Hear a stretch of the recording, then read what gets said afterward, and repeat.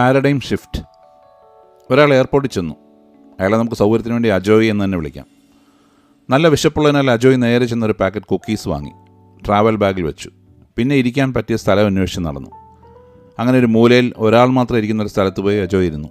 Bag താഴെ വെച്ചു. പോയി മുഖം കഴുകി പിന്നെ തിരിച്ചു വന്ന് ട്രാവൽ ബാഗിൽ നിന്നും കുക്കീസ് എടുത്ത് മടിയിൽ വെച്ച് തുറന്നു. അപ്പോൾ അടുത്തിരുന്ന ആൾ ഒരു വല്ലാത്ത നോട്ടം നോക്കി. ആദ്യം കുക്കീസിൽ, പിന്നെ അജോയുടെ മുഖത്ത്. അങ്ങനെ മാറി മാറി നോക്കിയ ശേഷം ഒരു മടിയോ ജാള്യതയോ കൂടാതെ അയാൾ ആ പാക്കറ്റിൽ നിന്ന് ഒരു കുക്കീസ് എടുത്ത് കഴിച്ചു. അജോയ് ഞെട്ടി. എന്താണിത്, വെള്ളരിക്ക പട്ടണമോ? വേറൊരാൾ കാശ് കൊടുത്ത് വാങ്ങിച്ച സാധനം ഒരു ഉളുപ്പുമില്ലാതെ എടുത്ത് കഴിക്കുന്നു. ആരെയും വെറുപ്പിക്കാൻ പറ്റാത്ത സ്വഭാവമായതിനാൽ അജോയ് ഒന്നും മിണ്ടിയില്ല. എന്നാൽ അയാൾ അതുകൊണ്ട് നിർത്തിയോ? ഇല്ല. അജോയ് ഓരോ കുക്കീസ് എടുക്കുമ്പോഴും മത്സരമെന്നോണം അയാളും ഓരോന്ന് എടുത്തുകൊണ്ടിരുന്നു. നാണമില്ലാത്ത ഇയാളെ എന്ത് പേരിട്ട് വിളിക്കണം, നാളെ ഇയാളെ കുറ്റപ്പെടുത്തി എന്ത് പോസ്റ്റ് ഇടണം എന്നൊക്കെയുള്ള ആലോചനയിൽ അജോയ് ഇരുന്നു. വൃത്തികെട്ടവൻ. അപ്പോഴാണ് കുക്കീസ് ബോക്സിൽ ഒരെണ്ണം മാത്രം അവശേഷിച്ചത്. അജോയ് അതെടുക്കും മുമ്പ് നാണം കെട്ട മനുഷ്യൻ അതും എടുത്തു. പിന്നെ എന്തോ കനിവ് കാണിക്കും പോലെ അത് അയാൾ രണ്ടായി പൊട്ടിച്ച് ഒരു കഷ്ണം അജോയ്ക്ക് കൊടുത്തു. അത്രയും ആശ്വാസം.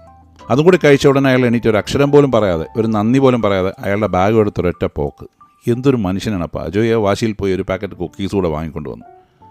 പിന്നെ വെറുതെ ഒന്ന് ട്രാവൽ ബാഗിൽ നോക്കിയപ്പോഴാണ് കാണുന്നത് ആദ്യം വാങ്ങി വെച്ച കുക്കീസ് പാക്കറ്റ് അതുപോലെ തന്നെ അതിലിരിപ്പുണ്ട്.